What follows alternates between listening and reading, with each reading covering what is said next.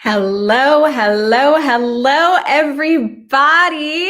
This is so exciting. We are live on the Atlanta Symphony Orchestra's Facebook page and YouTube page.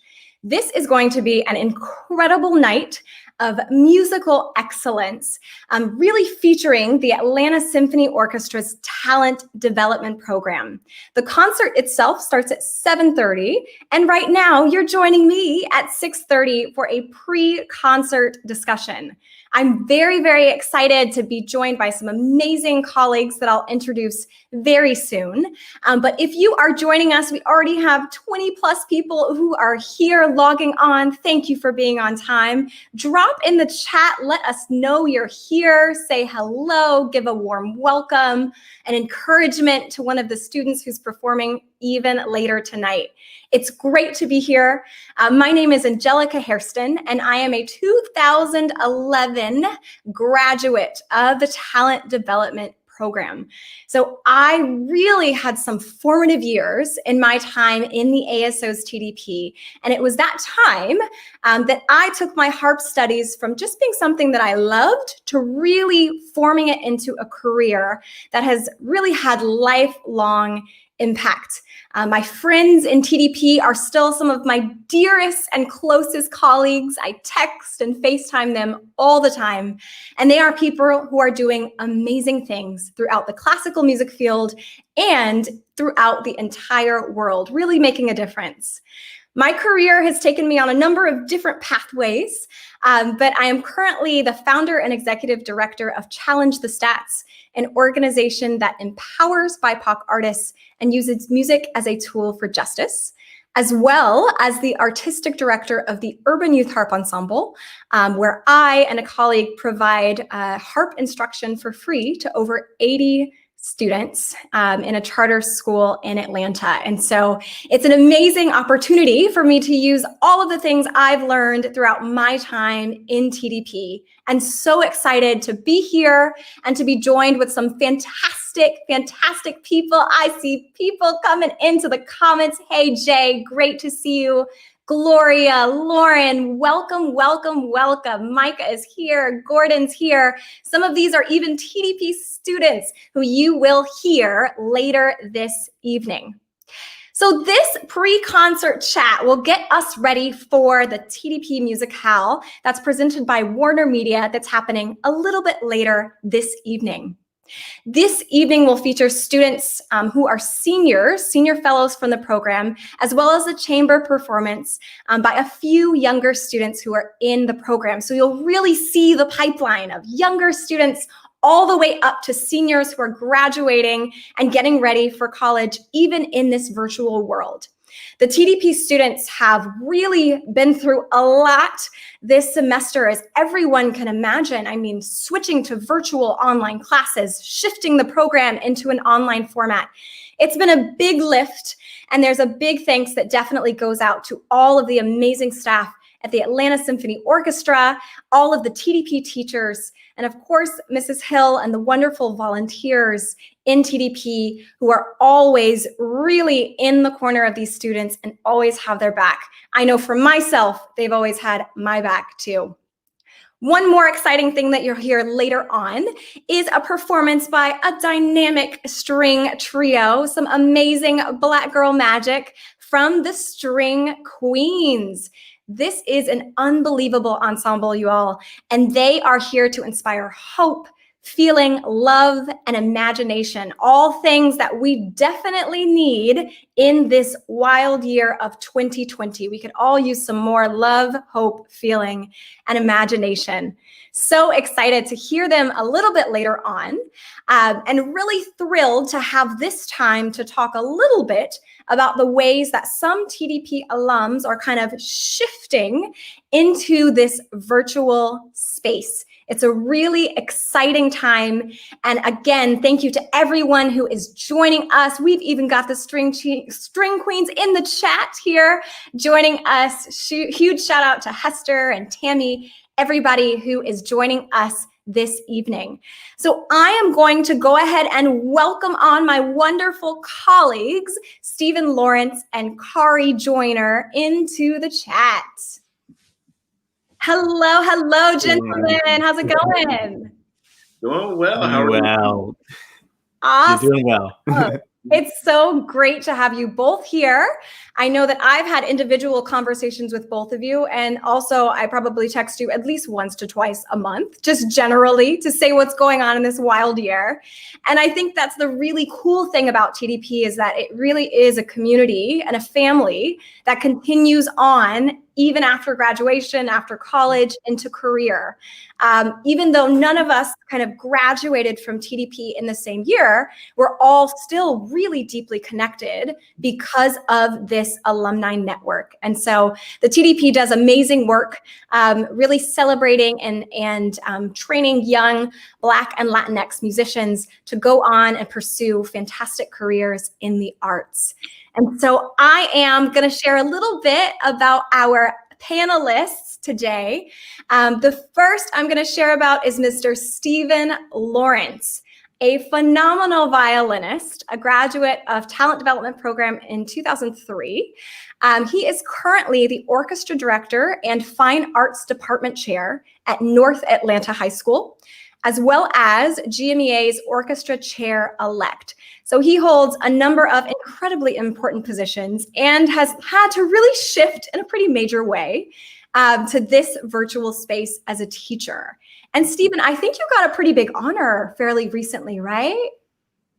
Weren't you like teacher of the year or something small? Yeah, definitely. I was actually Atlanta Public Schools high school teacher of the year. So it was for the whole district. It was pretty amazing. Wow. Yeah. Such a huge honor throughout the entire district to be an orchestra teacher and to be celebrated in that way, right? Like it's so significant. And so we're so excited to have him here. He is definitely the best practice guy in the Atlanta area for orchestral teaching. And I want to hear all about some of the things that he'll talk about for virtual teaching. And I also want to introduce Khari Joyner, who is a phenomenal cellist. He is currently on faculty at Manus Prep as cello faculty there. And he also has teaching affiliations at Juilliard and Sarah Lawrence College. And Khari, didn't you do a little concert, here in Atlanta fairly recently? Would you tell us a little bit about your performance with the symphony?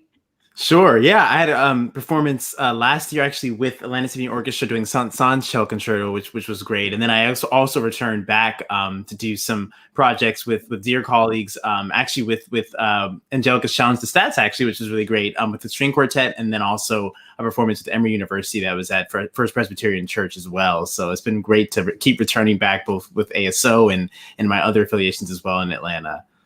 Absolutely. And are you joining us from New York today? Where are you? I am. I'm currently joining all the way from New York City in my home in Queens. Fantastic. It's so great. I love that the virtual world allows us to just connect in our living rooms, across Absolutely. The world. It's phenomenal. And so again, really excited to connect with everyone here today. If you are here, please drop questions in the chat. So we'll talk about a couple things, but we want to make sure that we structure this discussion in a way that feels most meaningful for everyone who is listening. I love seeing all of the comments. Welcome, Elise. Welcome, Sylvia. Please drop in questions that you have for our panelists. And a little bit later, we'll have time to pull a few of those. But I'm actually going to start with Stephen. So you were teaching in a normal classroom, right? You've got full orchestra in front of you. You are inspiring the next generation of learners. And then we have this insane virtual shift. Tell me a little bit how you and your students kind of adapted to this big virtual shift. Yeah, definitely. Well, just like as you mentioned, this was back in March. We were packed up and ready to go to our state festival. Music learned, ready. And we got the call to say that everything had been shut down, no performances, and that was canceled. So that was kind of heartbreaking to tell the kids. But over time, we've gotten used to it, and it's been different. teaching virtually. I know in the beginning, I was that teacher who said, you know what, I'm going to try to make this as typical of a class period as possible, bring some normalcy back into their daily lives, but that wasn't possible. And there's a teacher friend of mine who would say, until you can agree and, convince yourself that, teaching virtually is different than anything you've ever done before, you're going to be fighting an uphill battle. So started to reconfigure some things. I decided that instead of teaching a full lesson, maybe let's teach little nuggets of information, practice that stuff, and then really start to develop some true fundamentals. And then that's what this school year has really been about, is about getting back to the fundamentals and making those things as, the best that they can be. Because come next school year, hopefully, when I'm seeing everyone face to face, right? Fingers crossed, toes crossed, every cross. When we're possibly able to be back face to face, those fundamentals are the things that are going to live forever. But, having a concert right now, that's a great experience, but it's not, it's not going to be, the next thing that when I go to class next year, that it's not going to, it's not going to go as far. Absolutely. No, I think that is such a great point. Kind of as educators, as an educator myself too, who's teaching in a virtual class, we had to completely restructure and relearn what it means to be a teacher, right? To kind of break things down to the basics and be able to communicate that across all different learning styles that we would maybe adjust in the classroom. What does that look like when you've got, 30 boxes staring back at you? Right. You can only hear one at a time. So it's a huge learning curve. And I love that you're highlighting this idea of having to be innovative, because I think that is something that all of us, right? Everyone who's watching this right now, whether they are a musician or not, we're all learning that what was normal will no longer be normal going forward. Right. And so we're learning that idea of adaptation. We're learning how to change, how to adjust, right? Mm-hmm. And so I'm wondering, are there specific things that you're kind of seeing emerge right now for music teachers or for students kind of during this pandemic, like essential skills that you think that we'll definitely need going forward? Yeah, definitely. For my students, what I've been noticing is that there's this increased sense of independence. Because right now, if I'm teaching a class and like you said, I have 30 boxes open on the screen, you're practicing your part at home, but you're on mute. So are you playing the right rhythms? Are you playing the right notes? Nobody knows. Maybe you don't know. I don't know.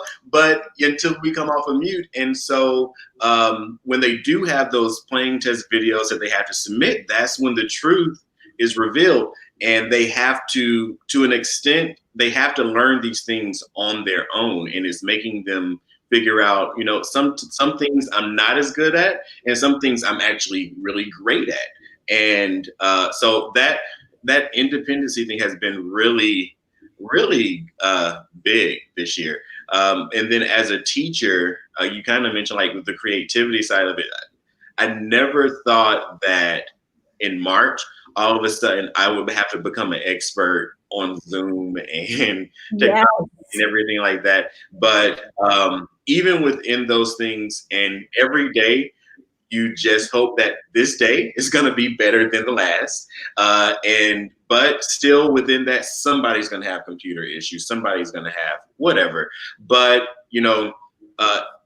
just getting back to that same idea of fundamentals, even if we have all of those issues technology wise, whatever we're working on today is just building on from yesterday, and just using those same techniques, those same fundamentals to keep everything going. It makes it a smoother process, even if a kid is absent one day or, doesn't get this part of the lesson.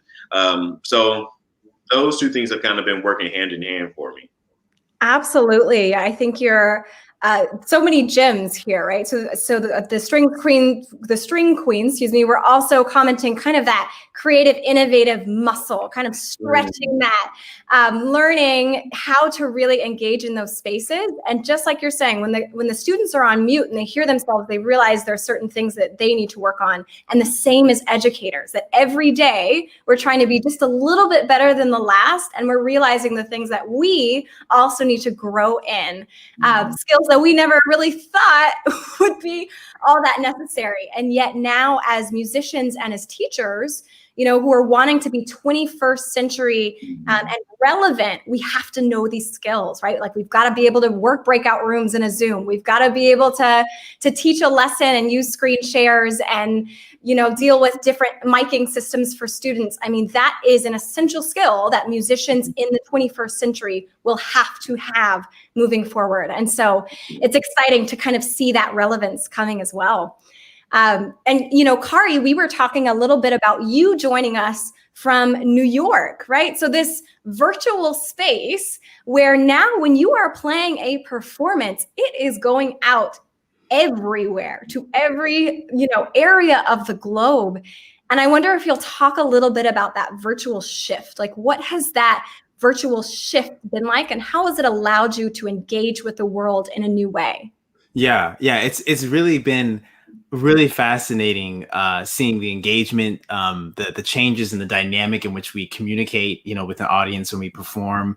I think for me, the biggest thing has really kind of been some of the challenges that I face in terms of the sensitivity, and also just the kind of presence of being sort of spontaneous and kind of being in the moment when I'm performing, especially when it's a virtual audience, because in a way there's so much of a kind of energy one gets, when we play for people, live people in an auditorium or just in a hall, as opposed to kind of virtually. But at the same time, being able to reach people all across the world virtually in a live performance that's streamed on Facebook Live or a different platform that people can watch does give a different kind of renewed sense of optimism and kind of this real kind of force for me to say, okay, now this is actually more meaningful in a different way that I can reach even more people. And then I would get feedback from people, whether it was a live chat like what we're doing now, or afterward, or even just kind of messages that would come even a couple days after hearing what I had done and seeing how people were actually affected and moved. And I think that was kind of the most really kind of, but the other thing is that I'm also really grateful that even virtually that it's still able to happen, because I think, first and foremost, the fact that we know music is what we all need during this time this year.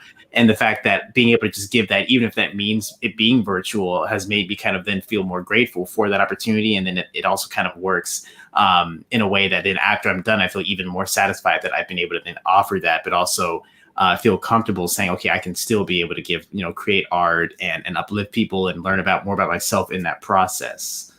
Absolutely. No, I think that's such a beautiful response, especially in the time of 2020, that music can be a response in this area. I mean, we have seen many a thing, right? So we've got global pandemic. Let's just throw on, racial unrest coming to the surface, right? Like, let's throw on an election year. I mean, it's a whole lot. It is a whole lot.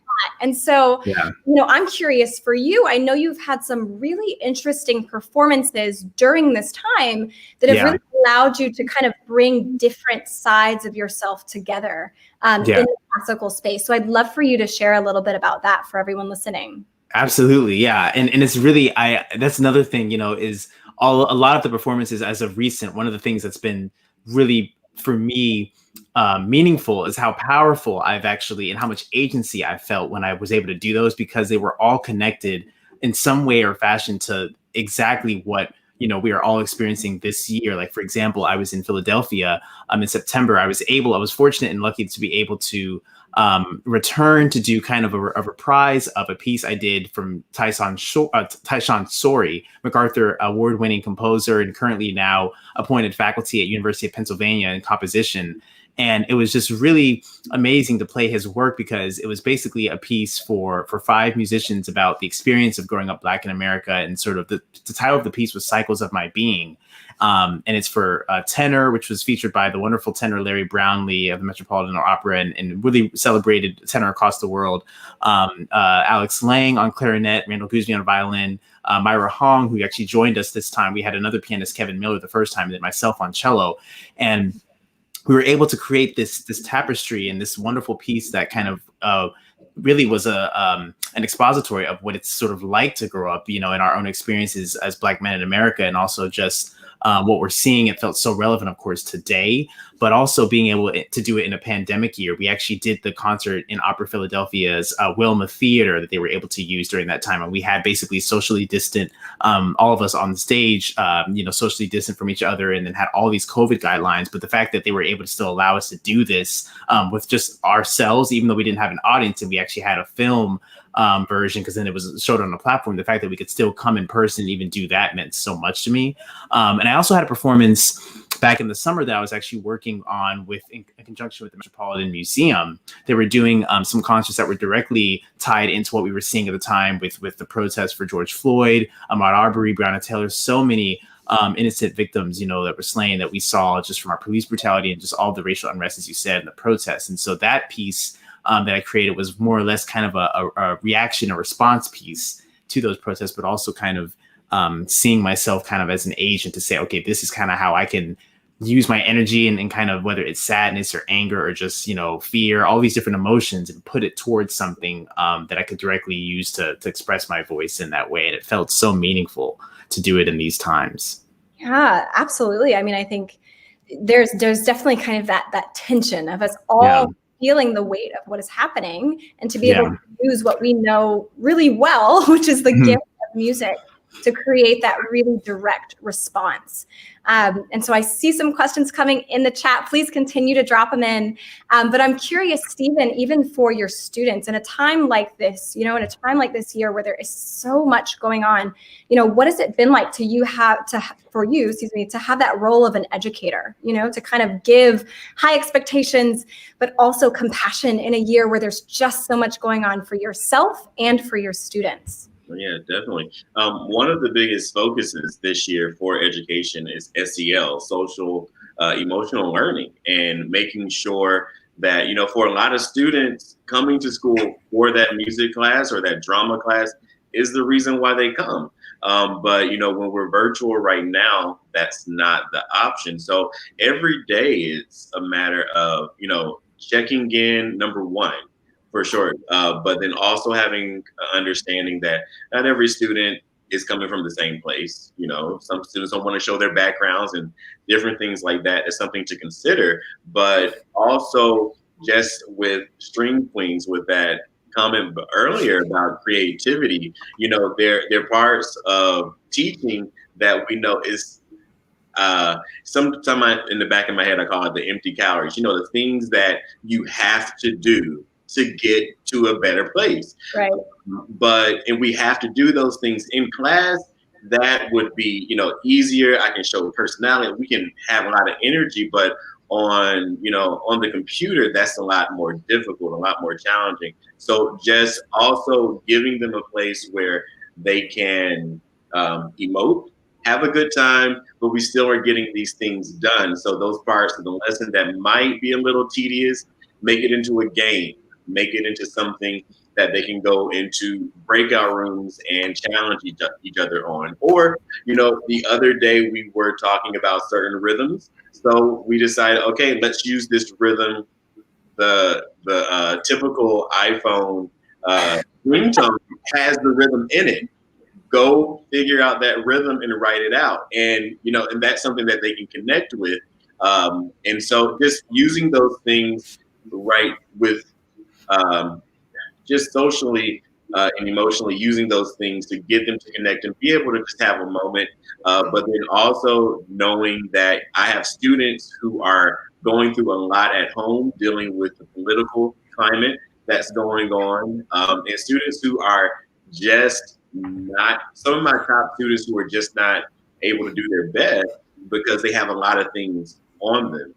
And as a teacher, not wanting to introduce politics into the classroom, but still knowing that it's still there. Speaking on it in a way that doesn't push someone to one side or the other or encourage or influence, but to just say, I'm here for you. If you need to talk about something, reach out, because, even though it is about the music, and I know for me, music class was a place where I could be myself. I could get those emotions out. And I want to make sure that just like that was that for me, I want to make sure that I'm providing that for them as well. Absolutely beautiful. I love this comment we've got coming in, literally having a mirrored experience. So comforting to know that our teachers are experiencing the same things that we are. And I'm telling you, y'all, I really believe that musicians can change the world. I mean, even just listening to the way that Stephen just empathizes with his students, right? To start any meeting to say, how are you doing? Sometimes we've lost that, in the world right now when we're trying to do meet all these deadlines, even in a year of COVID, trying to push forward with all of our big plans, to stop and reassess and to say, how are you doing? How can I be of support to you? How can I rethink everything that I had planned to make sure that we can still accomplish this goal? And I love what, Stephen, you shared about, music class being that space of solace for you. And I saw myself and Khari going like, yeah. Right? Because for so many, and I know for myself and many TDP students, I'm sure who are listening, have felt that same way, that music class for them was the space to come in and just exhale, from what was happening in the day. And so it truly is a critical thing in a time like right now. So I see a couple awesome questions coming in the chat. There was one from Dana.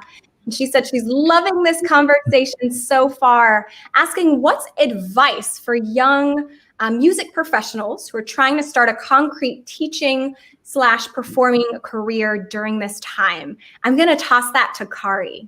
Sure. Yeah, I think it's an excellent question. I mean, I think one of the biggest things I could say, especially right now, and because we are in mostly a virtual kind of performing space, this whole year, is really to kind of be open to thinking outside of the box in terms of how you put your own performances or even just videos out there. A lot of times, even putting like these days, social media is so valuable for just kind of people, because I for example, if you have like maybe 10 minutes or even 5 minutes to post like a video that you're kind of a technique that you say that you're working on, or that you want to show a potential student, you say, okay, this is what I've been working on, and people can find out about that, and then you then end up getting a lot of messages, notifications from prospective students or even families that want their children to start. Actually, even recently, there were a couple of people that saw some performances that I put online virtually, either that were solo or even just kind of more instructional. And then parents said, my son is learning cello. My son is maybe only been playing for 5 years or so, but wants to kind of, and that can be a great way in terms of the teaching aspect. But even for performances, I think the idea of kind of, putting some things out there that you feel comfortable putting out there in terms of your playing, or even speaking about your playing, or maybe certain methods that you can teach. I think people then will then find other ways to want to collaborate with you. You can almost kind of create your own sort of entrepreneurial pursuits that way, and kind of and I think also the other thing is just really then seeing if you can have maybe somewhat of a regimen with that. Like, say if you said, okay, I'll do 2 or 3 videos a week, or I'll do maybe 3 or 4 practice type demos that I can then post on my own page or YouTube or however. And that would kind of be one way that I would say would really be a really valuable kind of way, especially during these times, when stuff is so distant and kind of virtual in the atmosphere that way. Yeah, absolutely. I think just kind of jumping off with that, Khari, I think that this is a year of no return. We will not go back to the way that things were previously. And so just like we were talking about, as educators, knowing how to run a Zoom really well, knowing how to manage mute, unmute, real quick and when necessary, that is a skill, right? The teachers who have. And now performers being able to speak, right? Like being able to tell a story and communicate is an essential part of being a musician going forward. It's not just going to be learn your instrument and play. And so starting to experiment with that, even right now, whether you're saying, whether it's a couple videos, whether it's social media, whether it's YouTube, but kind of finding those spaces to experiment is really, really critical. And I love it. I even have one of my students on. Hey, Sage. She says, hey, Miss Hairston, right? You can connect in the virtual world in a million ways. It's wonderful. And I love it. We have the executive director of the Atlanta Symphony with us. Shout out Jennifer Barlament. And she has a great question. She also says, bravi to the string queens. So excited that they're here with us. And she's asking about our experiences kind of in the TDP and how those experiences kind of shaped our career paths. So I know for myself, my career kind of melds advocacy and performing, and now a lot of speaking, and all of those things kind of are collaborating together. And I remember before TDP, concerts, you'd have to go up and read your speech, right? And you'd have to bow, and you'd have to be able to present yourself not only as a performer, but also as a speaker. And if you did not do it well, you'd have to go back off stage, walk back on, and do it again, right? So I think those were skills for me, as well as building a community of support in TDP, which is critically important for BIPOC folks, making sure that you have a community of support of Black and Brown people who can be, in that field alongside you is also critical. But I wonder, Stephen, for yourself, if there were experiences in the TDP that kind of influenced you on your career path now. Yeah, definitely. Just in my normal teaching, I bring up conversations from my private lessons in high school with my teacher, Frank Walton, all the time. And many of us are, many of the people, shout out to class of 03, but many of us are teachers now, and we all keep in touch with each other. And a lot of us work in the same district, and we still have the same standards that I feel like we had growing up then, if not more. And, I'll call Kelly Shields in a heartbeat, and and both of us are very much like, no, that wasn't right.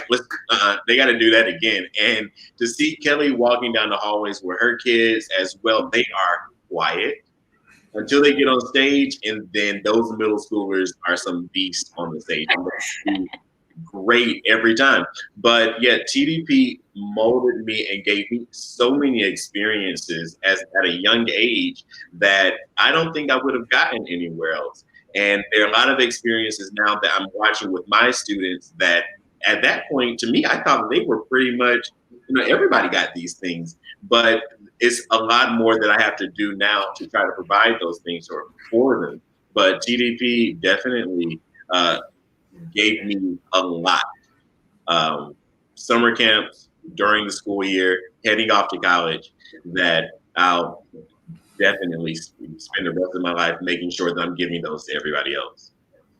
Absolutely. Absolutely. I totally agree. It's kind of that experience where after it's over, you realize, oh my goodness, that was an incredible amount of sort of training and support that going into college and conservatory and career, whatever career that looks like, you always have that place to call home. You always have that community of support and those people, like you're saying, to text. I was talking to Khari like 2 days ago. I mean, just people who are always going to have your back and have had that shared experience of often being the only in a room, or maybe one of a very few people of color in classical music spaces. And so that is something that is very unique, and hopefully in the future will become less common. But as we continue to face the reality of underrepresentation, having those people to really live alongside is such a critical part of being able to be sustainable in this field, because it gets tough, right?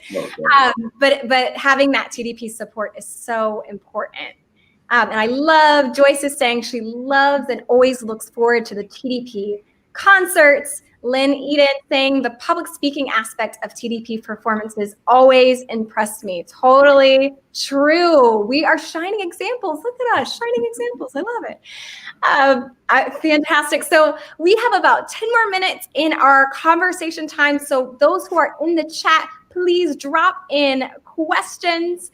Would love to hear any questions, thoughts, feelings that you all have, and I'll definitely, bring what we can to our panelists. There was a really great question from Elise, and she said that, you know, we are all kind of in the business of giving through music, right? And so as we continue to kind of pour out our own cup, what are some of the things that we do to take care of ourselves and as we pour out to others? So I'm going to toss that to Khari first. Yeah, that's a really great question. I actually was going to mention earlier that I think self-care is the biggest thing that I tell my students and just even other, you know, friends, family. The one thing I think that that's been helping me is checking in with so many, you know, dear colleagues, friends, and family, because especially this year, because I think, you know, aside from everything that's happened, I think it's been kind of a common experience that I've found that so many people have similar experiences, and that we've all had some amount of personal or even kind of uncertainty, you know, at times with, you know, how things are going to be, and I think there's something really therapeutic about doing those check-ins, you know, doing that kind of, even if it's just simple, you know, text or message, you know, or phone call to say, how are you doing, you know. I thought that was really important, especially this summer. You know, I had some personal losses, like, you know, in my family. You know, I lost my grandfather earlier this year, and then there was some other things with friends, you know, that had either been really ill, not even necessarily from COVID, but just kind of maybe indirectly. And I think those are some of the things that really kept me going. Aside from also whenever I wasn't playing, you know, because there's definitely the balance of, you know, when you give so much, you know, you have to remember to also, you know, take care of yourself and have that kind of time, even if it's just space to mentally just focus and just meditate or something. And that's been, I think, that the most important thing, especially with even during the racial protest, you know, unrest and stuff. It's like another time for self-care. And sometimes I just have to turn off social media. I just turn off my computer, you know, just read a book or just, you know, take a walk, you know, distant, of course, but even just outside, maybe just alone, and say, okay, let me just be in nature, you know. And so those are some of, I think, the biggest things that I've been trying to keep reminding myself, even as we go into the winter and kind of more things that we hope will be different in terms of with vaccines and things, but still just saying, okay, there needs to be time for self-care and for those check-ins. Absolutely. Totally. And I think as we, you know, really think about going forward, while this year has been quite unexpected, the year to come, I'm certain, will also have a lot of turmoil itself. And so continuing to make sure that we are really caring for ourselves and caring for the people in our community is really, really vital. So I love that you kind of bring that up. And I am curious, Stephen, kind of the same question, but also thinking about TDP students. So for students who are in TDP, and we all know it is a very intense, right? Intense is a very kind word. It is a strong program. I mean, there are high expectations for practice, for juries, for summer camps. I mean, you got to write concert reports. I mean, it's no joke.